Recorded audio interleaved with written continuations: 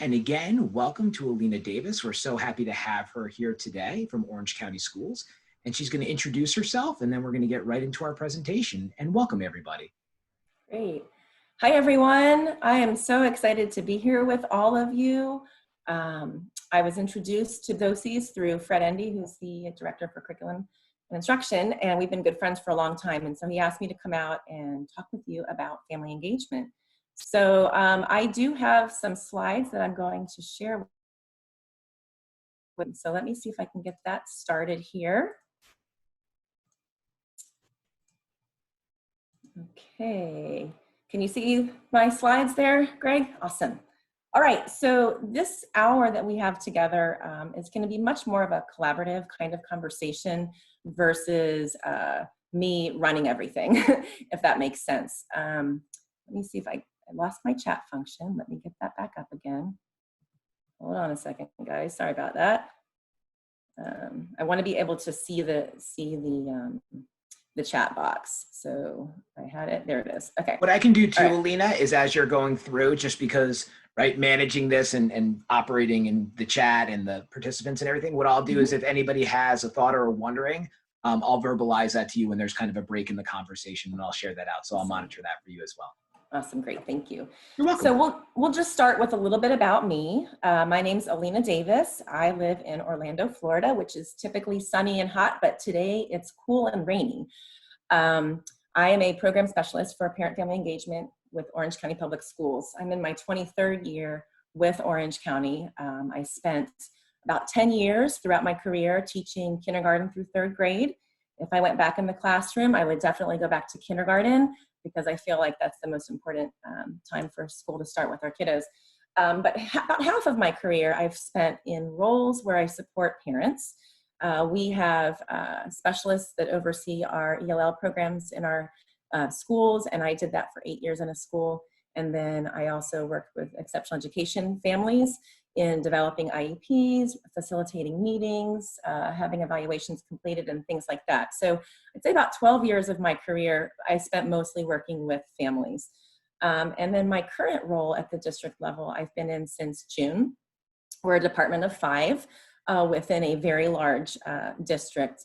And we support schools throughout our district in family engagement. So I'm gonna actually go on to, before I do that, let me go back a little bit more. I have 2 children. I have an 11-year-old and a 14-year-old. And so when it comes to family, that has been the driving force of all of my work and my passion that I bring to my interactions with other families. So families are very, very important, as we definitely know, and it's something that I put at the heart of everything that I do. So let's see, let me go on to my next slide. So this slide kind of represents our school district, and I'll start with our size. We're the 8th largest school district in the United States. We have 212,000 students and 199 schools. So I know that looks very different than many of the school districts across the country, especially up north. I believe New Jersey or New York has hundreds of school districts. So when you think about supporting the needs of families in a district our size, we need a lot of support. One of the things that's very important to me is our district vision and mission. We recently had a strategic goal change, implementing a new vision that starts this fall. My dog is making noise, I apologize. And I wanna look at the mission specifically. It says that with the support of families and the community, we create enriching and diverse pathways that lead our students to success. Family is the heart of our mission and what drives a lot of what we do as a district. In my department, we're part of the Title I Department of Federal Programs, and we have 5 program specialists that focus specifically on family engagement. We have right now currently about 100 Title I schools, and our district poverty average is at 45%. So we have a lot of high need families. Part of what we do is we support 67 elementary schools and 18 middle and high schools with their parent-family engagement programs. Each of those schools has a parent engagement liaison, and we provide them with professional development learning to help them gain skills and knowledge on working with families. Those engagement liaisons are our feet on the ground. They connect with families daily. They have monthly Links to Learning events where they bring in their families and focus on relationship building and helping them gain new skills for academics. Those engagement liaisons are also critical in connecting our families to community resources. And as you know, now in this current day, they are spending a lot of time helping our families get those resources. We also have a district advisory council that kind of helps guide our thinking and support our goal formation for the work that we do. And then we also host parent academies and virtual academies. These happen monthly, face-to-face or virtual, and we're actually looking at kind of changing the format of that moving into this next year to really meet the needs of our families. So that's kind of an overview of where I'm coming from. So I'm not in a school right now. And so what I really want to talk about now with all of you is really, what is family engagement? So if you could use your chat box and, drop in a sentence, a few words, what does that mean to you? What is family engagement? So I'll give you all a few minutes to do that.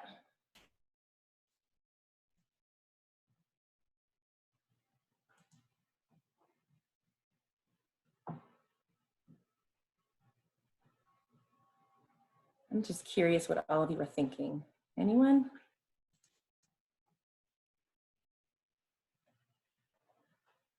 Okay. Got some responses coming in.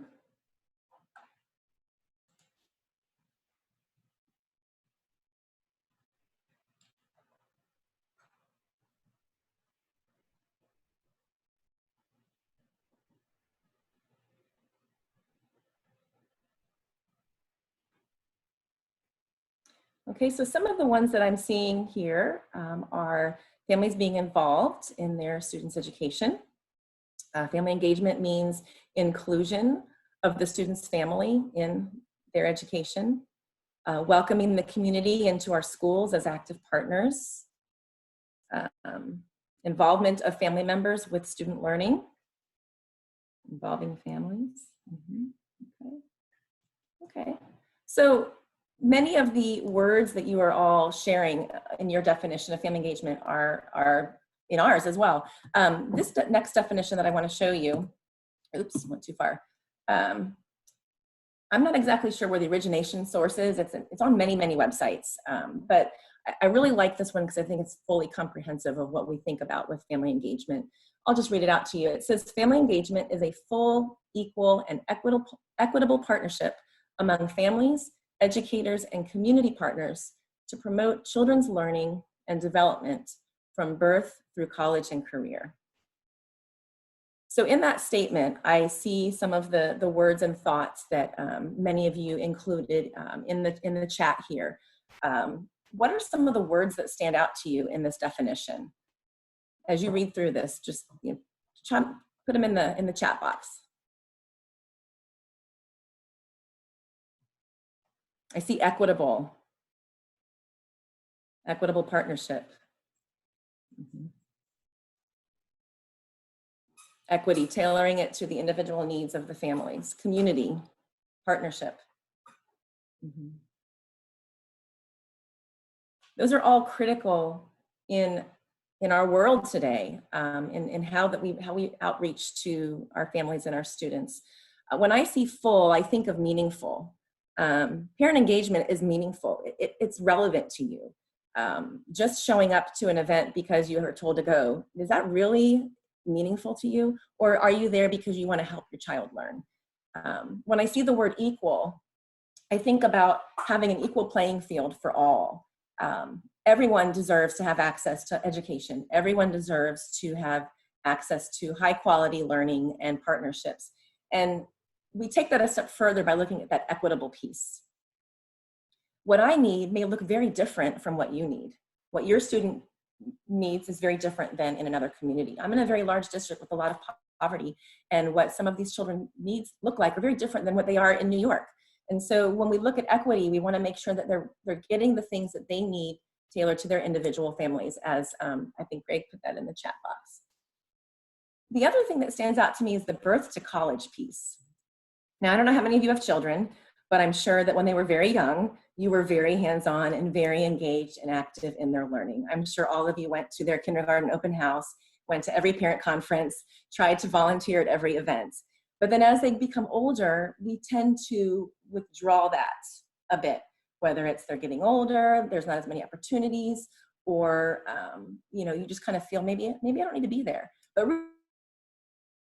all the way through to that college level. My son's in high school right now, and we're learning about AP exams, about applying for college. And there's a lot of things that I don't know about through that process. And so as a family member, I need to be part of that. And so that engagement piece goes from birth to college and career. Okay. So my next question that I have for you is, why is family engagement important? You can jot that down in the chat box or share it out.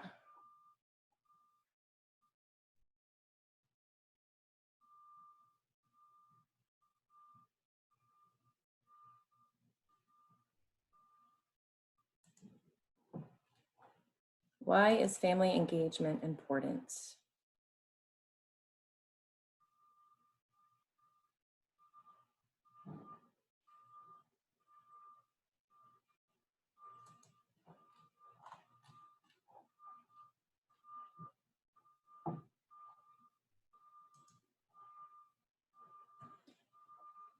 Family engagement is a way of linking social capital to schools, creating a real partnership. It's important to have all on the same learning page. Excellent.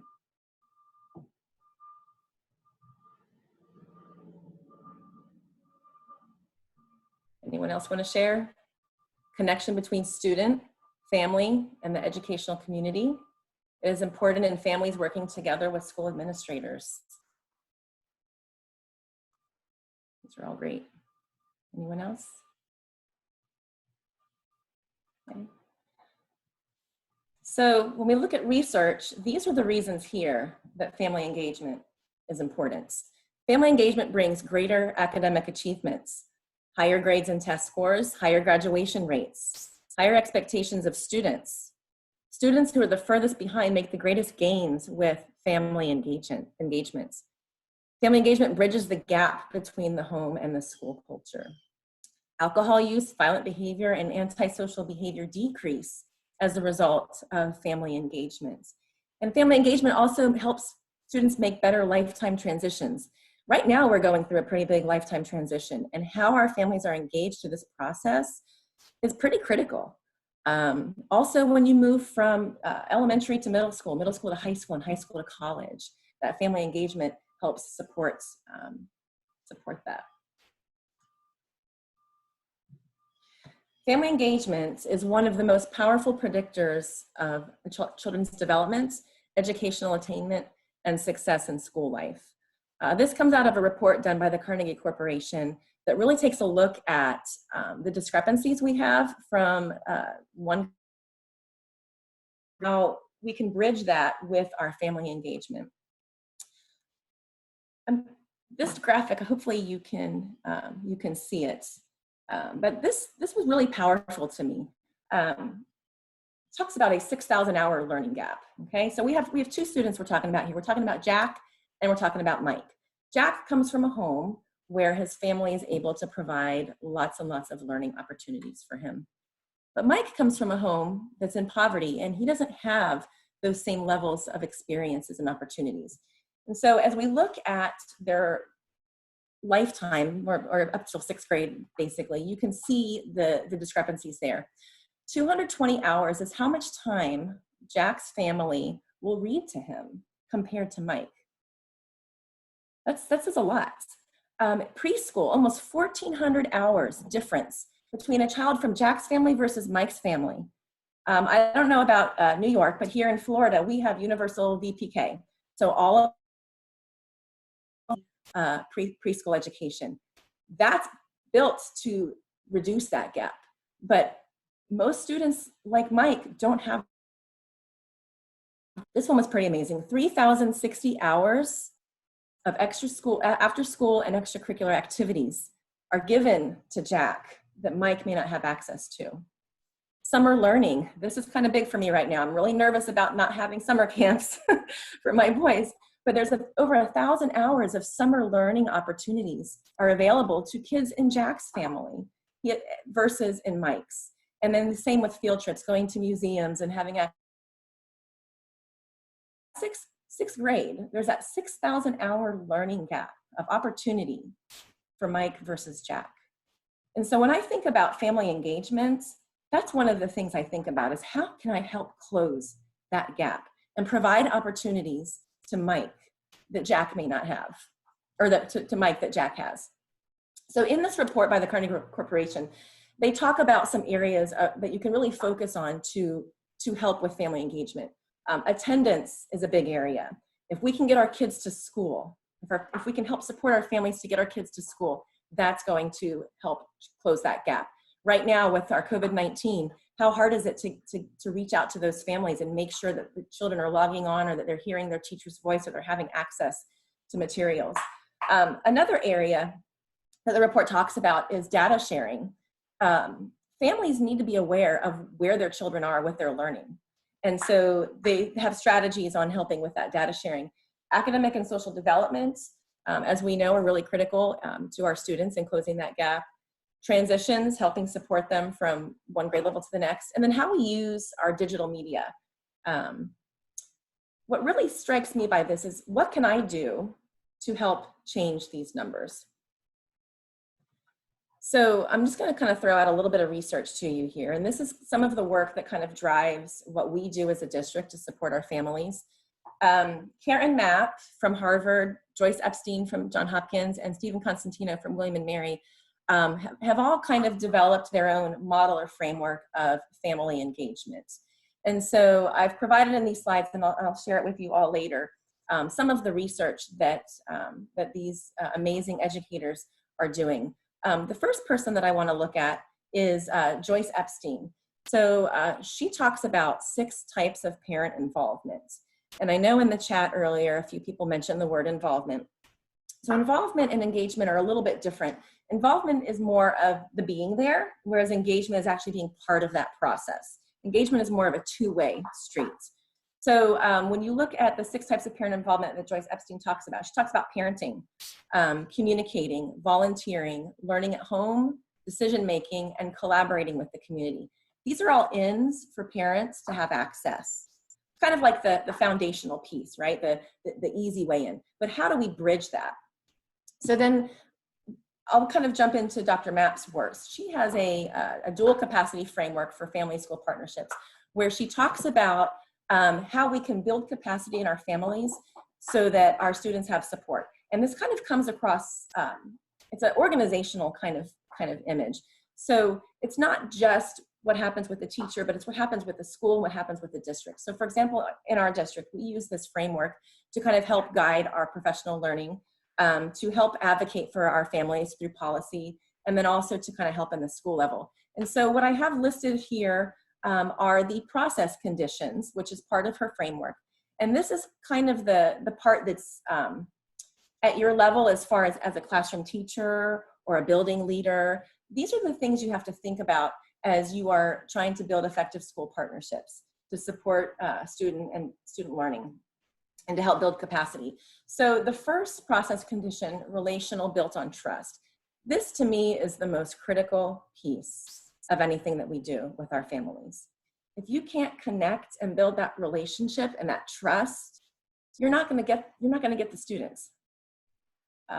I think one way that really plays out right now with COVID-19 is when we had to call all of our families and see what their students needed. If you didn't have a relationship with that family, how uncomfortable was it to make that phone call? And that really shouldn't even be a thought. We should be developing those relationships from the get-go so that there isn't that discomfort. Without that trust, your relationship is not going to thrive. The next process condition that's listed is links to learning and development. The research talks about how when you're involving parents, it's more than just a sit and get. They actually have to learn something that they can teach their students, that they can apply at home. We see this so critically right now. Our parents are teaching our kids. So how have we built that foundation for them leading up to COVID-19? In our schools in Orange County that have the parent engagement liaisons, they hold monthly links to learning events. It might be a science night. It might be a small group parent workshop where they're developing closed reading skills, or it might be having a tutorial on how do we apply for college? What are the resources that we have in the community? So those are all things that help develop the child and develop the family so that they can be more supportive. Alina, we had a question from Pam in the chat, Okay. or just kind of put out a wondering or a thought. The idea being that some parents, and this can be cultural, this can be because of particular circumstances, when you find a parent that's very private, right, that's very kind of gated off, I think she was just kind of throwing that out there in terms of how do we bridge that gap, or how do we make connections with those that are very private for whatever reason. Absolutely. And I know right now that's a challenge when you've got people calling you saying, hey, what do you need? What do you need? And they just kind of want to be left alone. It comes back to that idea of just building that relationship. And it might be as simple as, the teacher and the student first, and then finding a way to the parent. Everybody has a need. We just may not know what that need is yet. We may not be able to access that. And so you have to be creative in those ways, whether it's through, it could be a note, it could be a video, it could be, hey, I'm here for you. Here's some resources. You have to really know them individually to be able to access that. My dog is making noise, sorry. Great question. And that actually kind of goes into our third process condition, which is asset-based. Everyone has something to bring to the table. Your talent is very different than mine. The way you care about your child may look very different than the way I care about my child. But we all have something to give and something to build on. And so when we're developing those connections with our families and we're bringing them into the school for activities and we're reaching out to them through email communication or text messaging or whatever that may be, how can I build on their skill sets? Because that's one way that we empower other people, is when we look for the positive and we see the good that they do. Is very, very important. And that kind of also ties in with that cultural responsive and respectful piece. We have to understand where our families are coming from to meet their needs. And in my district, for example, we have 160 different languages spoken. How do I connect with all those families? One of the things we offer are our parent academies and our virtual academies, which are actually presented in multiple languages. We have Spanish, Portuguese, Haitian Creole offered. We can't offer 160 languages, but if we could, we would try that. And so how do we reach them with their language, but also how do we respect them culturally? The fifth process condition is collaborative. When we look at collaborative, it's not just having that active back and forth. It's actually allowing parents to collaborate together. How often are we providing a forum or a space where parents have a chance to learn beside each other and develop each other's skills and to develop those connections? Right now, parents are relying on each other so much through this because they don't have that access to the schools. And so how are we helping establish that in our current settings? And then the last process condition is interactive. And whenever we're working with families, we want to have an opportunity where they can interact with each other, where they can interact with their students, where you can set up workshops where they actually get to be with their child, and maybe their child teaches them something. And so those are all really critical pieces that are easy to kind of weave into the work that we're already doing in our schools. Alina, we had another point made in the chat. The idea of parents collaborating together. Can you talk to any of, or just expand a little bit on maybe some of the unique structures that your school system has done in order to try to facilitate that collaboration among parents? Absolutely. So we have several principals that have what they call chat and choose. And they will have a morning or a lunch where they'll be available to the parents, and they can kind of just come in and talk about what's on their mind. Typically at the beginning of the year, they're very much, wanting to know about what you're doing for my child. And then as the year progresses, they get more into that idea of, well, we really want to be part of this, we want to be part of that, or here's a concern that we have. And it becomes this organic conversation. I think that's a really great way to help provide a platform where you can hear from the parents and they can also hear from each other. Another thing that some of our engagement liaisons do is they'll hold small group workshops on a regular basis. One of my engagement liaisons, she does a book study with her parents. And they did the book called The Yes Brain. And she was able to get it in Spanish and English. And sorry, my dog is really being ridiculous. And so every week she would take an hour to meet with these these moms, there were about 6 or 7 of them that she started with, and talk through this book, and they would read parts of the book together. And through this, they're able to have that dialogue with each other, and kind of build on each other's strengths. So those are 2 that I've seen that have been very successful. But any way that you're able to get a small group of them in to start with, it gives them an opportunity to kind of build those connections with each other. Thank you very much for that question. All right. The last researcher that I'm throwing up here for you to look at is Steve Constantino. He used to be a superintendent in Virginia, and now he works for William and Mary. And we really like his work because it's very practical, practitioner-based. He has a book called Engage Every Learner, and in that he has these 5 principles for family engagement. He actually has a new edition coming out in the fall. So in the graphic that I have here, the parentheses represent the new language. But you'll see that there's a big overlap with his work as well as Dr. Mapp's work and Dr. Epstein's work. In his logic model, he talks about culture that engages every family, communicating effectively and building relationships, empowering every family or building family efficacy, engage every family in decision making, and then engaging the greater community. And I think one of my biggest takeaways from Dr. Constantino is that he really talks about the importance of 2-way communication. One of the biggest challenges that I saw for myself when COVID-19 happened was just all of this information that was just thrown at me, all these resources and all these places to go. It was very overwhelming, and it wasn't necessarily what I wanted. So are we listening to our parents to find out what they need? How are we having that open door, comfort place where they can express their concerns? And he talks a lot about how that 2-way communication is really critical, and how building that efficacy in our families is what kind of keeps them with you. They're powerful people. They have a lot to offer. They know your children, your students better than you do. And so we need to have them there and let them have the opportunity to share who they are and how they envision the life of their child. How many of you have asked your parents, what do you see for the future of your child? Maybe you do, but not a lot of people do. And if we know what their hopes and dreams are for their children, that's a starting point for us to build that connection. Okay, so where are we on my time here? Okay, we're doing pretty good.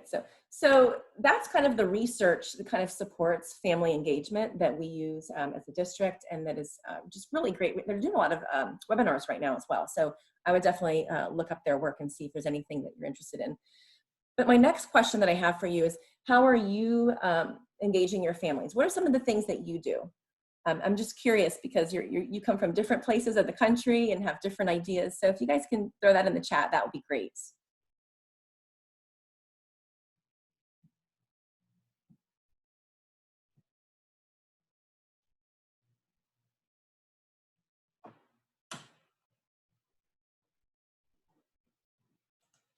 Or you can speak out.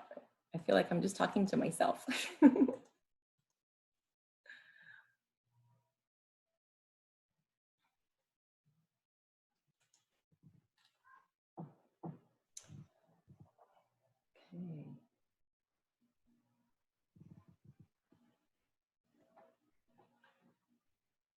Parent feedback with Google Forms. Yes, that is a phenomenal tool to use for family engagement. Short, quick surveys, what they need, what they look for. Yes, excellent. Communication books. I would love, Pam, for you to expand a little bit more on what that is. Do you want to just chat out? You can chat out loud if you want.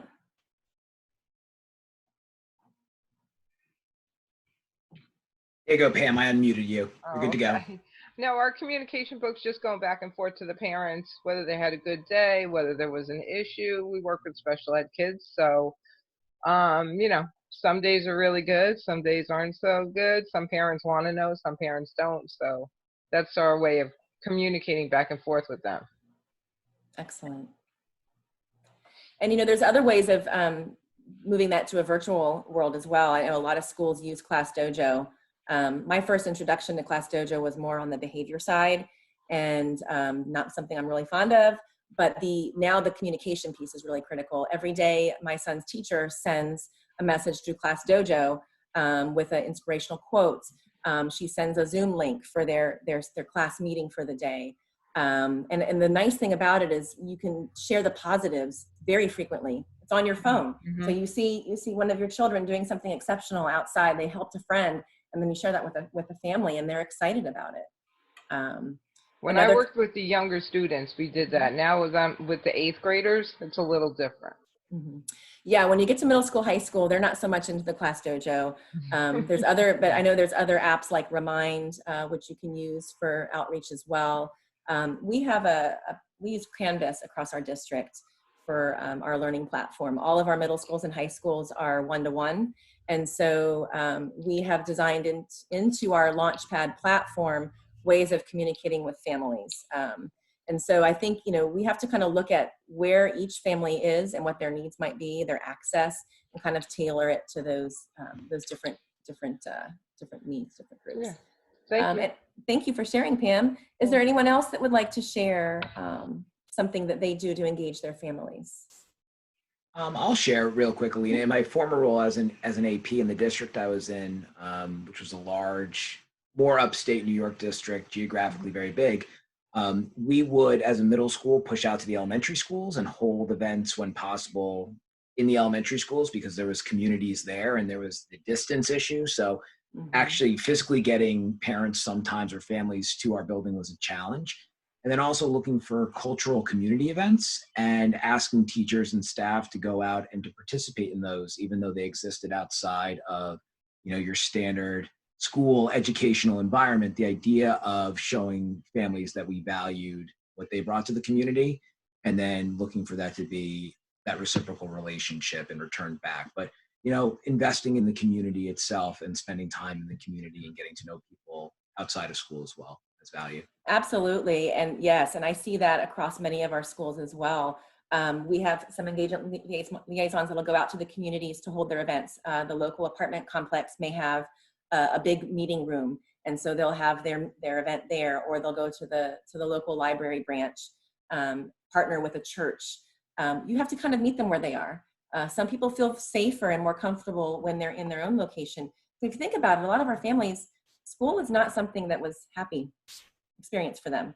And they might want to avoid being there. And so if you can bring the learning and the love to their community where they feel confident and comfortable, then you kind of break down some of those barriers. Excellent. Let's see. All right, I have another question for all of you. How do you know that family engagement is working? How do you know that the strategies you have implemented are working?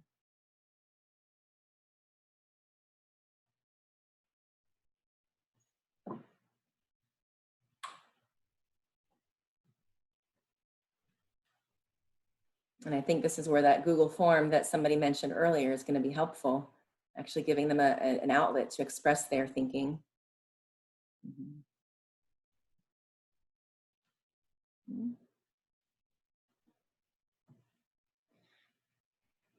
So parents won't connect if you don't start where they are, right? So you have to have that conversation, whether it's through a Google form or a face-to-face or a principal chat and chew, to find out what their needs are. How are they connecting with you? Are they responding to your text message? Are they responding to emails? Is it best to just pick up the phone? One of my engagement liaisons called every single one of the students that's on her list that she has to support to find out if they had computers. Do they have digital access? She tried some email communication, she tried some newsletters, but for those families, the phone was the best way to reach out to them. That's not the case for me. Send me a text. It's a lot easier. I can move on with my life. But for some families, they need that kind of support. Some of the things I see in the chat here, when you call, you can sense their walls coming down. And actually, that just made me think of another great strategy is home visits. There's actually some very structured programs out there. We're looking at implementing one in the future with some of our schools that actually train you on how to do home visits in a way where you're safe, where you're comfortable, where you can really access those families. Home visits today look very different than they did 23 years ago when I started teaching. But that kind of helps break down that wall so that they can be comfortable.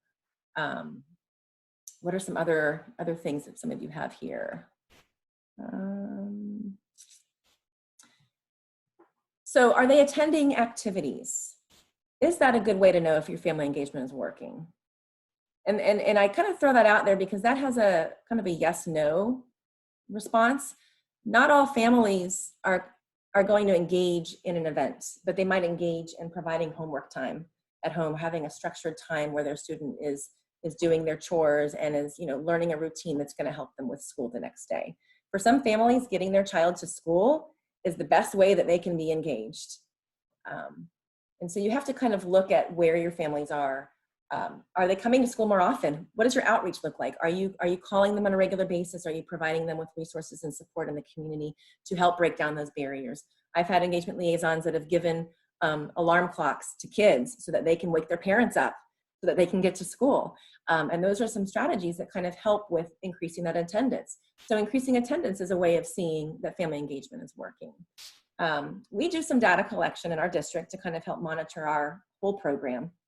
And we look at the impact on early warning indicators with our middle and high school students. And early warning indicators, we're looking at course failure, we're looking at suspension rate, attendance, how they're scoring on standardized tests. And so the engagement liaisons in our secondary schools, they're really building that connection with the other team members in their building, the counselors and such, and kind of helping the families commit to different ways of accessing their learning, whether it's, you know, I'm going to help you learn how to use Skyward so that you can monitor your students' grades. I'm going to connect you to a local counselor who's going to help you with managing your behaviors of your children at home. And so we have different ways of making those needs based on those early warning indicators and how can we improve that. With our elementary school, we've been monitoring parent engagement through attending our activities on campus, as well as monitoring their growth. We use iReady as a district, and so we kind of track those kinds of things. And our engagement liaisons keep, they keep communication logs with their families. And are the families that I'm communicating with, are they showing up? Are they helping their students with their work? And so you kind of have to adjust your database, or you have to look at your data based on the needs of your groups, I guess is kind of where I'm going with that. Let's see, where am I in time? Okay, so here's a big question. What makes engaging families difficult?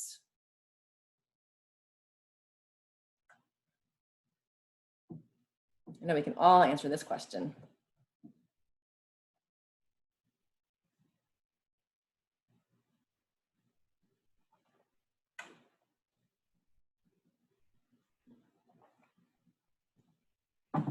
I can tell you a big one that we have is finding them. We have a very transient county, and addresses change, phone numbers change, and right now with COVID, that's been a challenge for a lot of our schools, is really finding where their families are so that they can give them the supports they need. We have, I wish I had the number in front of me, but I don't. I want to say over 1,000 homeless families. And we're right now going out and distributing food to these extended stay hotels because they can't get to our grab and go locations on campus. It makes it difficult if you don't know where they are. I see time. Time is always a factor. Yes. How do we fit it in and get them there? Getting a response once you initiate communication. You know, we're happy and jovial and we want to reach out to you, but they may not want you to reach out to them. So how do we get that response? That's definitely a big challenge. Cultural differences, distrust of the system. Yes. I think I alluded to that earlier where I talked about how school is not a comfortable place for a lot of families. We really have to kind of equip ourselves with cultural responsive practices so that we can kind of bridge that gap. Sometimes the weight of the family is the child. You know, you build a really positive relationship with a student and you get them excited and encourage them to come out to school events, or mommy, help me with this project at home. Sometimes that's your best way in. Let's see. Lack of training, lack of support, phone number changes. Parents may feel like schools are trying to catch them. That's definitely a big concern, especially with a lot of our immigrant families. They're afraid. They're afraid that they're going to get sent back home. So we have to figure out how can we help them see we're here for their child. And it comes back to that relationship and building that trust. Next comment, definitely the privacy. And just like you said, finding that some parents have their own social issues. Mm-hmm. You just kind of have to meet them where they are. It's just like our students. You know, we have to differentiate how we teach our students. We have to differentiate how we teach our parents. my life experience with school is very different than somebody else's. So I can't push my values and my way of learning on somebody else. I need to hear from them, and I need to meet them where they are. Yeah, it's good stuff. Okay, so my next question is, how has our family engagement changed from going from a school-based, building-based school to a virtual school? What are you all feeling and seeing as part of that? This is something that I think is really critical, because it's going to really change what school is going to look like when we go back to our buildings.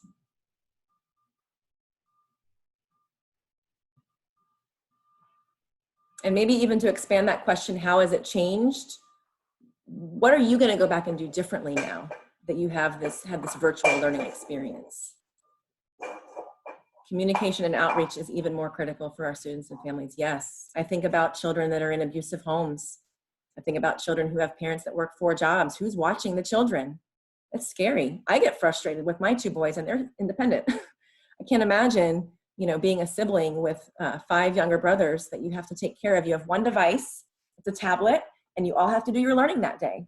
And the mom has to come home and help, make dinner or whatever. It's a lot of stress. It's a lot of stress. So being more sensitive versus push, push, push, I think that's a lesson that I would learn going back.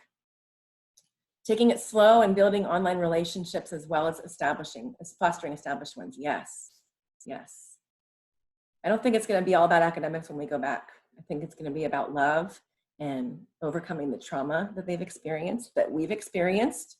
Our teachers are stressed. Our families are stressed. So I think one of the ways that we can really bridge that change or move from the virtual school back to the building is, welcoming them with open arms and finding ways that they can share the positive experiences that they've had, and kind of start from there. How do we repair our own emotions? Children are missing their school, their schoolmates. They want to be with their school family. And for some of our students, that's where they feel the safest. And so that's definitely something we have to focus on. Another comment I see is, our class definitely better as days go by. Parents getting used to this way of teaching and learning. It's been a slow process. Yeah. I'm curious how many of our kids really are actually focusing on learning, or are they focusing on survival? So we have to remove those barriers, and we remove those barriers by building that relationship and keeping things simple. We want to give so much information and so much knowledge and so much love, but we need to keep it simple and kind of start from where they are. The last thing I really wanted to share with all of you is these 3 words: relationships, connections, and love. That's what we have to give to our students and our families. And if we're able to do that, then we're going to engage our families, and we're going to keep them with us, and we're going to see our students achieve. I have my email and my Twitter handle on here if any of you are interested in connecting beyond today. I know we do have some time left. I don't know, Doug or Greg, if we want to open it up to questions. I feel like all I've done is talk, but I hope that all of you gleaned something from this. I will share the link. I should have done that already, to my PowerPoint presentation, so that you are able to view it later. And actually, let me think, how could I do that? Actually, you know what I'll do is, Greg, I'll stop sharing my screen. Sure. And I'll create a link and I'll drop it in the chat box. That would probably be perfect. Perfect. So absolutely. And Alina, thank you so much for sharing today and spending this time and allowing this collaboration and this group thing to take place. If anybody has any thoughts or questions that they would like to share, any additional wonderings, by all means, thank you for sharing your email address as well. What I will tell you from these sessions is there's usually great follow-up from participants, and it allows for the conversation to continue. And, we are just so appreciative of you coming in and sharing your expertise today at a time where connecting with families and connecting with communities is, even more critical than it normally is. And thank all of you for coming today and everything that everyone in this space is doing on a daily basis for children in these really unusual times. And so Alina shared the slide right there so you can see that. So that will be a great place to go and reference point. And you can certainly follow her on Twitter. I know I follow her on Twitter. And she puts out lots of good information. And I would really encourage all of you as educators, if you're not on Twitter, it's a great place to have a think space with other like-minded individuals and people with different points of view. So just another great way to engage. And we hope to see many of you going forward in more of our PL on the Go sessions offered by PNW BOCES. And Alina, hopefully you can come back very soon because we would love to have you back again because, again, you've raised a lot of really great points and given us some really actionable steps that we can take within our sphere of influence to make positive change for colleagues and for students and families as well. So thank you so much.